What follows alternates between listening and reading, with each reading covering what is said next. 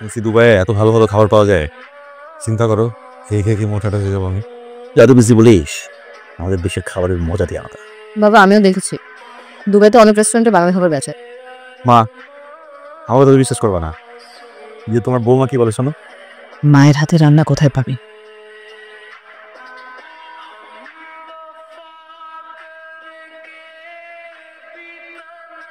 মোমোটা দিতে না, মাছটা মাছের মাথাটা দিতে।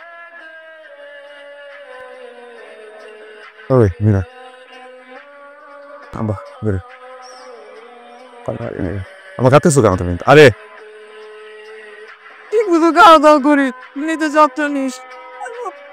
ঠিক আছে, আপনি কোনো চিন্তা করবেন না, আমি সাবধান নিয়ে যাচ্ছি।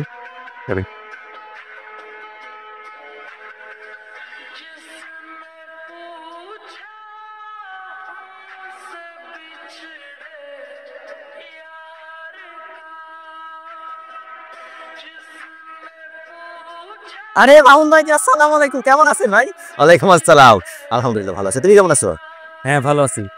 কি ব্যাপার ভাই, সুন্দর একটা পাঞ্জাবি গায়ে দিছেন, ব্যাগ ভরা বাজার, মুখে হাসি। মুখে হাসি থাকবে না, ছেলে বিদেশে পাঠাইছি, সারা জীবন তো এটাই চাইছি না, যে আমরা যেমন থাকি আর না থাকি সন্তান যেন ভালো থাকে। ছেলে বিদেশে গেছে, টাকা পয়সা পাঠিয়ে দিচ্ছে, এখন আমি ভালো থাকবো না তাহলে কে থাকবে বলো? ভালো লাগলো ভাই। একবার ফিরো, সব কোনা পরে সালাম দিও, বলো ডাকছে চাকরিতে, অনেকদিন দেখা হয় না। দুবাই চলে যাওয়ার পরে তো 6 মাস হয়ে গেল, এখন ফোন করলে ফোন ধরে না, কথা বলে না। তোমাদের দুজনের মধ্যে বোধহয় সারাক্ষণ রাগারাগি হয়, তাই না? বাবা প্লিজ এসব শুনতে ভালো লাগছে না। কিন্তু তোমার এই জীবন তো আমি দেখতে চাইনি, তার অর্থ এই না যে আমি রুবিকে পছন্দ করি না, কিন্তু তোমাদের দুজনের সম্পর্ক এখন যে পর্যায়ে গেছে এটা তো এভাবে চলবে না। কি সব বলছো বাবা, থামো। আমা আমা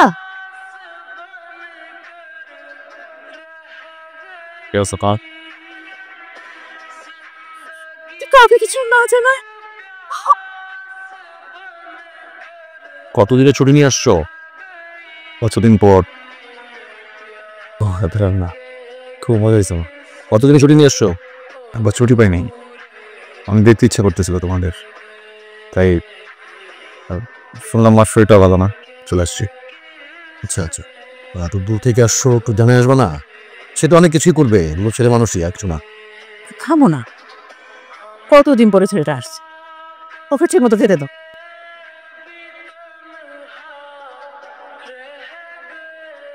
যাওয়ার পর 1 মাস ঠিক ছিলেন, তারপর কল দিলে কল রিসিভ করেন না, মেসেজ করলে সিন করেন না, লাস্ট 1-2 সপ্তাহ তো আপনার কোনো খোঁজই ছিল না। আরো বলতে হবে? আস্তে কথা বলে বাবা মা যে যাবে। কি আস্তে কথা বলো, আজকেও কালকেও তার শুনতেই হবে। আপনি কি মনে করেছেন আপনি এসে আমাদের একটা অজুহাত দিয়ে দেবেন আমরা বিশ্বাস করে নিব? যে বাজে কথাটা বলে। যে বাজে কথা আমি বলছি?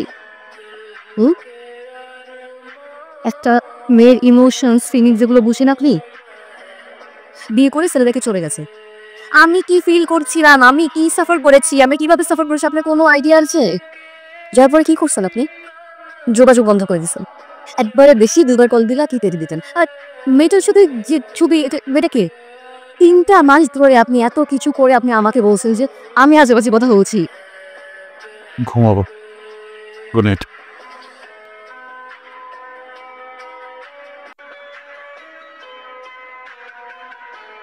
আপনি হুট করে কেন দেশে চলে আসছেন সত্যি বলবেন? তোমাকে সারপ্রাইজ দিতে আসছি। সারপ্রাইজ? কিসের সারপ্রাইজ? আপনার মাকে যে বলবো গত 3 মাস আপনি আমার সাথে কি ব্যবহারটা করেছেন, কত কষ্ট দিয়েছেন আপনি আমাকে। এই ভালোবেসে আপনাকে বিয়ে করেছি আমি, তাই না? আপনি হুট করে এসে বলবেন যে সারপ্রাইজ দিতে আসছেন, আর আমি বিশ্বাস করে ফেলবো, তাই না? আপনার বাবা মার জানা উচিত যে এটা কোনো সারপ্রাইজ না, এটা অন্য কিছু। আপনি আমাকে রীতিমতো ইগনোর করেই গেছেন কেন বলেন? কেন? একটা ভুল দেখাতে পারবেন আপনি আমার? প্লিজ চুপ করো। গতকাল রাতে আপনি আমাকে কিছু বলেননি, কারণটা বলে আমাকে প্লিজ দয়া করবেন।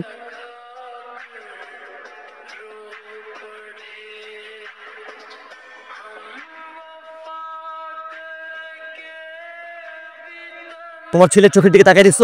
হ্যাঁ, আমি দেখছি। আমি আমার সারা জীবনের কষ্টের উপার্জনের টাকা পয়সা ব্যয় করে আমি বিদেশে পাঠাইলাম, কেন? সুন্দর একটা ভবিষ্যতের জন্য, এই দিন দেখার জন্য। হ্যাঁ, মনে করছো কি আমি কিচ্ছু জানি না? কিচ্ছু জানি না? ছেলেটা মাত্র দেশে আসছে, ওকে কতদিন ঘুরতে দাও, বেড়াতে দাও, তারপরে না হয় জিজ্ঞেস করা যাবে। জানো, একা একা চাঁদ দেখায় কোনো আরাম নাই। চাঁদ সবসময় সঙ্গীকে নিয়ে দেখতে হয়। আমি এখানে চাঁদ দেখতে আসিনি, আপনি কথা বলতে ডেকেছেন তাই এসেছি। আমি চাঁদ দেখতেই এসছি, আমার চাঁদ খেয়ে। কিন্তু আমার চাঁদ আকাশে থাকে না, মাটিতে থাকে। সবসময় আমার কাছে থাকতো, কিন্তু এখন ওর বাবার বাড়িতে থাকে। সরি। একটা প্রশ্নের উত্তর দিবেন, আর কিছু জিজ্ঞেস করবো না। গত 3 মাস আপনি আমাকে কেন এইভাবে ইগনোর করে গেছেন? আর ছবির মেয়েটা কে ছিল? গত 2 মাস আমার লাইফে সব থেকে টাফ টাইম ছিল। আমি একদম একা পড়ে গেছিলাম, তোমার কেউ পাশে নাই। কি করবো না করবো কিছু বুঝতে পারতেছিলাম না। পরে মনে হচ্ছে যে একাই থাকি, কিন্তু ঠিক মতো যোগাযোগও করি। আমি এখনো তোমার আর আমার মাঝে অন্য কাউকে আসতে দিইনি। কে কি ছিল না ছিল এগুলো ইম্পর্টেন্ট না। আমি জানি না আমি তোকে কি বলবো, তোদের স্বামী স্ত্রীর ব্যাপার। আমার না আসলে বিদেশ ভালো লাগতেছে না, তো 3 মাস খুব খারাপ কাটছে আমার। মা, আমি আর দুবাই ফেরত যাবো না হতেছে। কি বলতেছিস তুই? গল্প করে বলে বেড়ায়, পাড়ায় পাড়ায় বলে বেড়ায় যে আমার ছেলে বিদেশে, আমার ছেলে টাকা পাঠায়। কিন্তু যেটুকু করছি সেটুকু করতে সারাটা জীবন আমার যুদ্ধ করতে হয়েছে নিজের সাথে।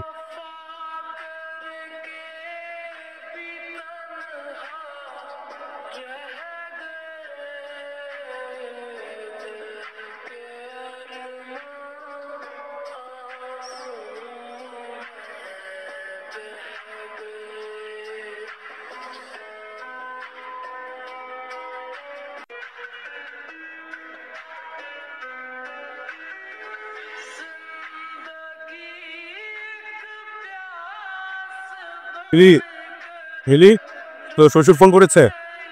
হ্যাঁ, এখন তো সবাই ফোন করবেই। হ্যালো বাবা, তাও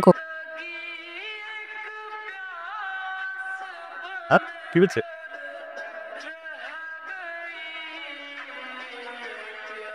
আমার তো সিকেডি, আপনার ওনাকে আগে হসপিটালে নেন না কেন? আমরা তো সাথে সাথেই নিয়ে আসলাম। আর সিকেডিটা বুঝলাম না সব। আচ্ছা, সিকেডি হচ্ছে ক্রনিক্যাল কিডনি ডিজিজ, যেটাকে মেডিকেলের ভাষায় ক্রনিক্যাল রেনাল ফেলার বলা হয়। এটা কয়েকটা স্টেজে হয়ে থাকে। স্টেজ 1 আর স্টেজ 2-তে ধরুন হচ্ছে খাদ্যাভ্যাস পরিবর্তন আর হচ্ছে মেডিকেশন দিয়ে ট্রিটমেন্ট করা হয়।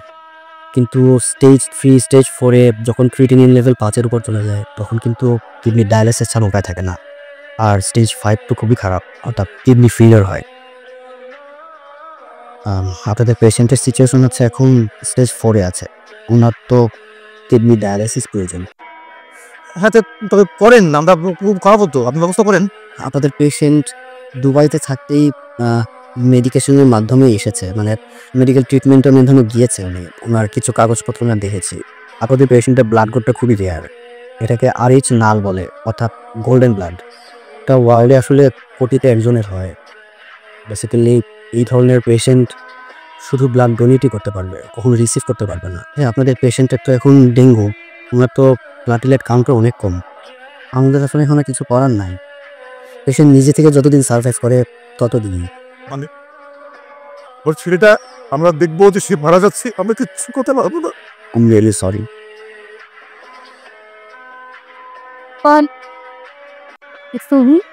আপনাদের পেশেন্ট ইস্তার ভালো আছে, আপনার চাইলে দেখে উঠতে পারেন।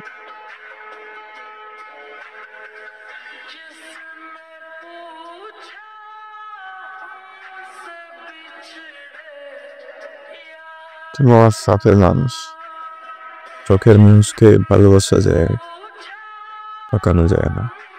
বিয়ের পর থেকে আজ পর্যন্ত আমি বুঝে না বুঝে কোনোভাবেই তোমাকে কখনো ঠকাই।